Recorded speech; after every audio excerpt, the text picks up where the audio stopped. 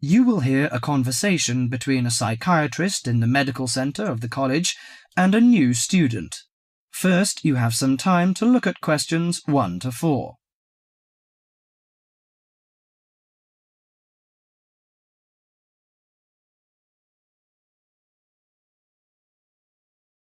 Now listen carefully to the conversation and answer questions 1 to 4. Hello, sit down, please. Thank you. Now, you are a new patient, aren't you? Yes, that's right. OK, so I'd better get some basic details down first. Right, we'll start with your name. Martin Hansen. Do you spell that S-O-N or S-E-N? Hansen. OK, and you're a first-year student? Yes, I am. Study in? Electronics, actually. I hope you enjoy it. Thanks. And your address? 2805 Hesperian Avenue, Hayward. 2805 and Hesperian. Yes, that's Hesperian. Hayward, Hayward. And your phone number? 734-246-55. 734-264-55. No, you got the 6 and the 4 the wrong way round. It's 246-55. Huh? Sorry, right. And, when were you born? The 15th of June, 1986. Here in New Zealand? No, I was born in Sydney.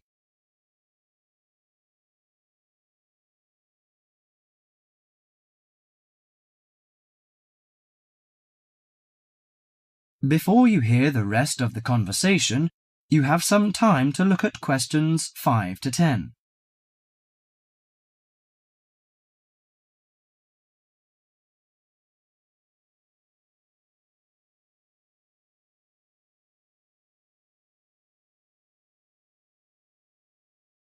Now listen to the conversation and answer questions 5 to 10. Good.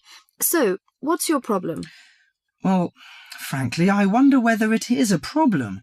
I get the blues, and it lasts for quite a while. I don't know how to... Yes, we all feel sad or get the blues now and again.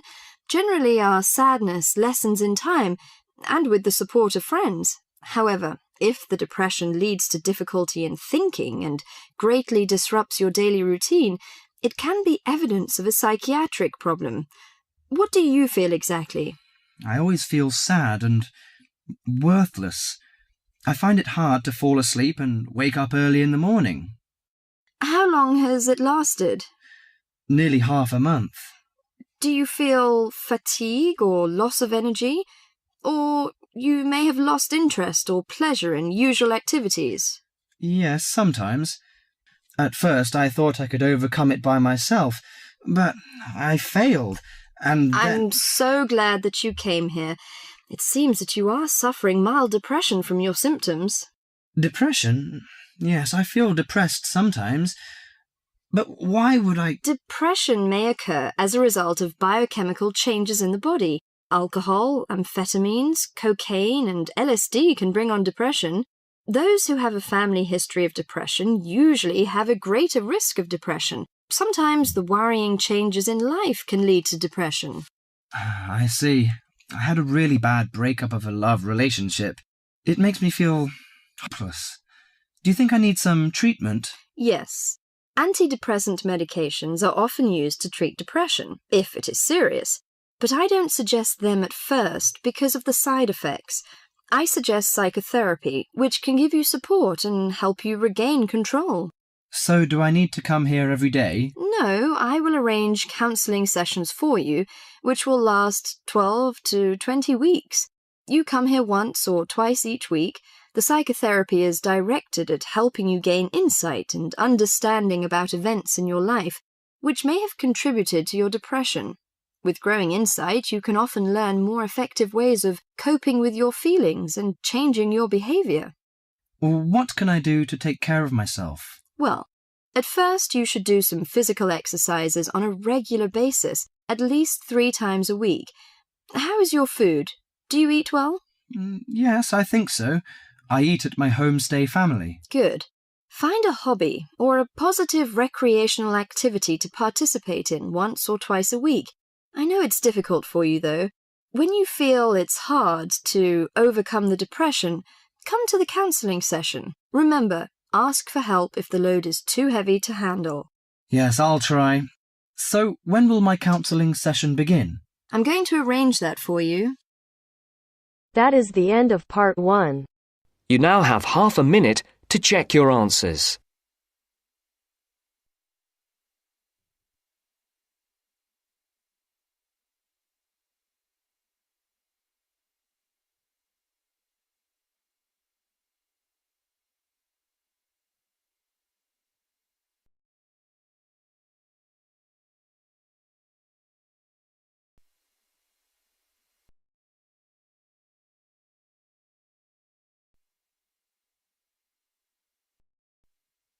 Now turns to part 2.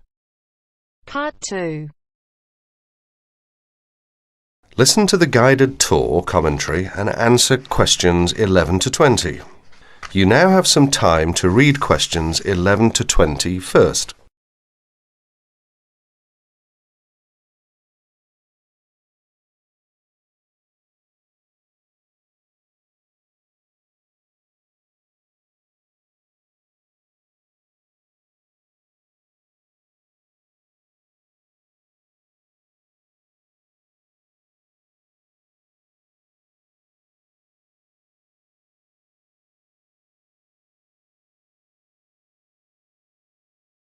Welcome to the library tour. We'll begin our tour of this level of the library here at the entrance. Then we'll go in a clockwise direction. So, first of all, over here on the left, next to the entrance, is a touchscreen information service. These computers can be used at any time to get general information about the library and how it works. In front of the touchscreen information service are the catalogues. As you can see, it's a computerised catalogue system and it's very easy to use. The catalogues are linked up to the other libraries at the university, so make sure you check which library a book is in when you are trying to locate a particular item. Next, along here on the left, we have the circulation desk for borrowing and returning books. The returns area, the place for returned books and other items, is at the end of the circulation desk, near closed reserve. Closed reserve, as most of you probably know, is a collection of books that are in high demand, so they are on restricted circulation. If a book is on closed reserve, you can only borrow it to use within the library for 3 hours at a time. Over there in the corner are the shelves for newspapers. The library has an extensive collection of local and international English language newspapers. They are kept on those shelves for 1 month and then stored elsewhere.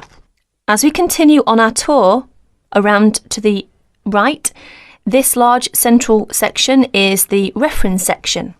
Reference texts cannot be borrowed for use outside the library. They must be used within the library. All these shelves in the centre of this level are the reference section. Now, the stairs here on the left lead to level 2 only. On level 2 are most of the law books. To go up to the other levels of the library, you have to use a lift. Beside the stairs are the restrooms for this floor. Now, as we walk around this corner to the right, this large room on the left is the Audio-Visual Resource Centre. You can come here if you wish to listen to a tape or watch one of the library's videos. Next to the Audio-Visual Resource Centre is the photocopying room. There are 15 copiers for student use, and we've recently added a colour copier. The system for copying uses cards, not coins. You can buy a photocopy card from the technician in charge of the photocopying room, or from the information desk if he isn't here at the time. On our right, these work tables are for student use, especially for small groups to work together, or you and your colleagues can use the conference room, which is that small room there next to the lockers. You can work on group projects in the conference room without disturbing anyone, and there's a conference room on each level of the library. The round desk in front of the lockers is the information desk. If you need help using the catalogues, or you need to organise a loan from another library, the information desk is the place to come. And finally, here, beside the exit doors, these two shelves contain current magazines and journals. Like the newspapers, they are kept here for a time and then stored elsewhere. OK, that's the end of the tour of this level of the library. I'll leave you to look around yourselves now, and if you need any further help, please ask at the information desk. That is the end of part 2. You now have half a minute to check your answers.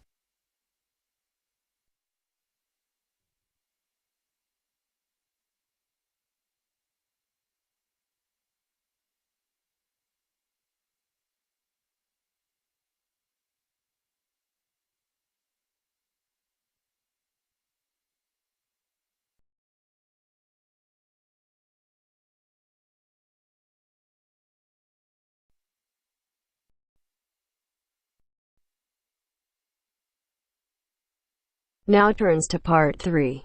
Part 3. You will now hear a radio talk on agricultural regulations. First, you have some time to look at questions 21 to 25.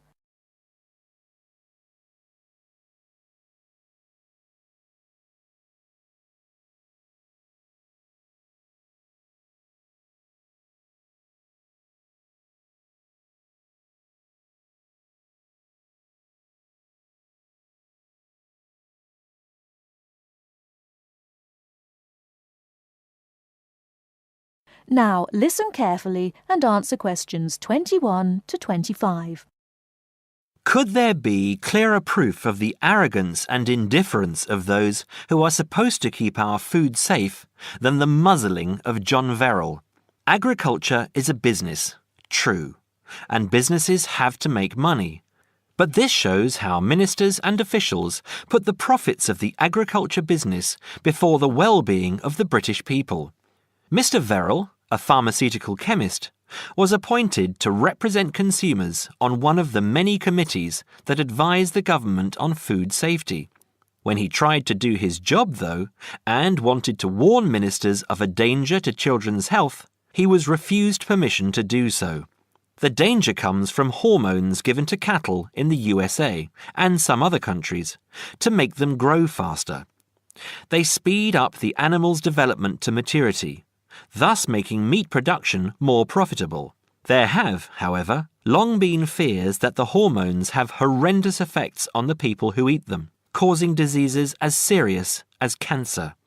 Once these hormones were used on British cattle too, but over 20 years ago they were banned in Europe for being too dangerous.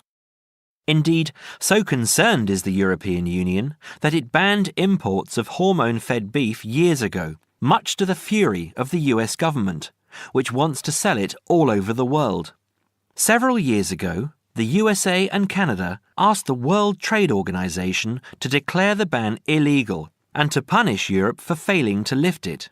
The WTO, with its long record of refusing to let environmental or safety concerns interfere with trade, agreed, imposing fines of more than $120 million a year on the EU for its refusal to back down. The British government now backs the Americans, claiming that there is no proof that hormone-fed beef does any harm. This is where Mr. Verrill comes in. He is very angry with the government, especially as their claim comes out just after a Danish study shows that growth hormones are 200 times more dangerous than was previously thought. Worried by these findings, Mr. Verrill spoke to government representatives, who did nothing.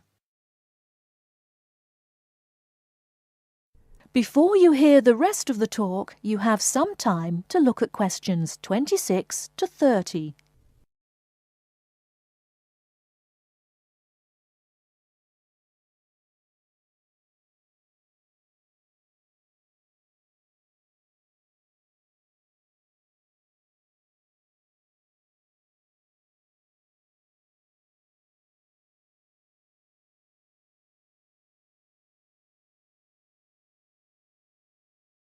Now listen and answer questions 26 to 30.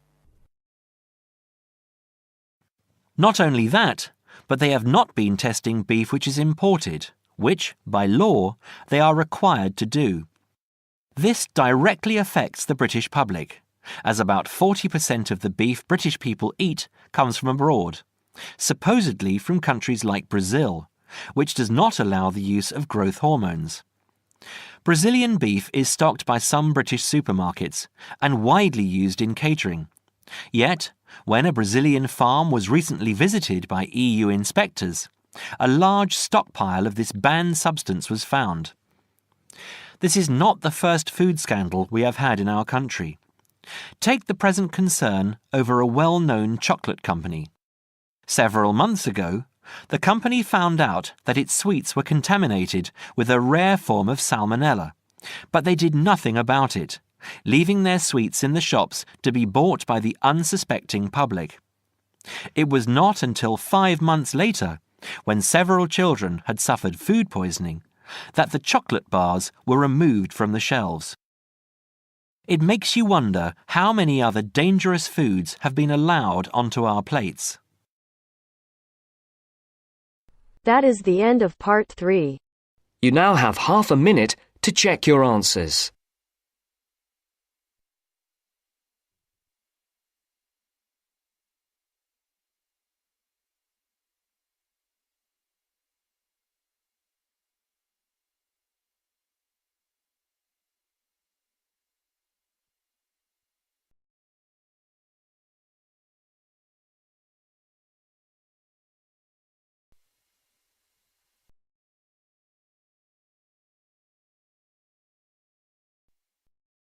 Now turns to part 4.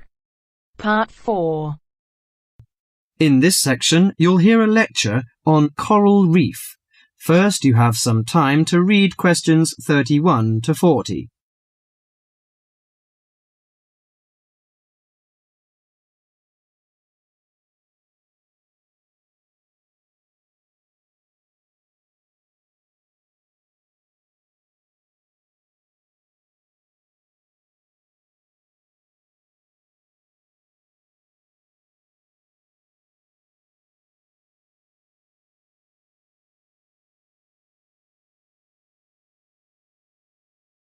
Now listen carefully to the lecture and answer questions 31 to 40. Do you fancy diving in the wonderful world of coral reefs, green sponges, colourful fish and red crabs? It is a rich garden beneath the waves. But how much do you know about the corals? Are they animals or plants? What are the threats to coral reefs? Today, Mr. Tim Harford, Executive Director of the Coral Reef Alliance, is going to introduce the facts about coral reefs. Good afternoon, everyone. Coral reefs are one of nature's most magnificent creations. It is filled with thousands of unique and valuable plants and animals. Over 1/4 of all marine species depend on healthy coral reefs. Humans also depend on coral reefs. These marine ecosystems are the primary source of food and income for millions of people, a vast repository of valuable chemical compounds and medicines, and a natural wave barrier that protect beaches and coastlines from waves and storms. Coral is actually the exoskeletons of coral polyps. Made from limestone, these skeletons build up over time, forming the reef. New corals are born each April. At a certain hour, on a certain night, mature corals suddenly release clouds of eggs and sperm into the sea. After the fertilized eggs take root on the seafloor, they can grow up to 15 centimeters per year. Coral reefs are present in the waters of over 100 countries. These are warm, 18 to 29 degrees centigrade, shallow, sunny regions primarily between the tropics of Cancer and Capricorn. Only clear, warm salt water can support a coral reef. And because sunlight is crucial to the reef's survival, the water must also be shallow. The algae that grow on coral provide much of the coral's food. In deeper water, algae cannot get the sunlight they need to grow. Most coral reefs are in the tropics because natural conditions there are perfect. In their modern form, coral reefs have thrived on Earth for over 50 million years. In recent years, however, more than 11% of the world's reefs have been lost, with another 16% severely damaged during the El Niño event in 1998. Up to 32% of coral reefs may be destroyed by human activities in the next 30 years if we do not take action now. Corals and coral reefs are extremely sensitive. Slight changes in the reef environment may have detrimental effects on the health of entire coral colonies. These changes may be due to a variety of factors. One of the greatest threats to coral reefs is human expansion or development. As human population increases, so does the harvest of resources from the sea. Due to overfishing, reef fish populations have been greatly decreased in some areas of the world. The removal of large numbers of reef fish has caused the coral reef ecosystems to become unbalanced. As we know, corals are also very popular as decorations. A large amount of the most healthy corals are selected by commercial collectors. They sell the corals to souvenir shops, where a large number of tourists wait to purchase them as decorations or souvenirs. Coral reefs also receive much damage from both commercial and private vessels. The leakage of fuels into the water and the occurrence of spills by large tankers are extremely damaging to local corals. Although much of the coral reef's degradation is directly blamed on human impact, there are several natural disturbances which cause significant damage to coral reefs. The most recognized of these events are hurricanes or typhoons, which bring powerful waves to the tropics. These storm waves cause large corals to break apart and scatter fragments about the reefs. Home to a diverse community of creatures, coral reefs are underwater treasure chests of colour and activity. Predators and prey swim and crawl among the coral in nature's never-ending dance of life and death. This lively, fascinating world beneath the waves is just waiting to be explored. That is the end of part 4. You now have half a minute to check your answers.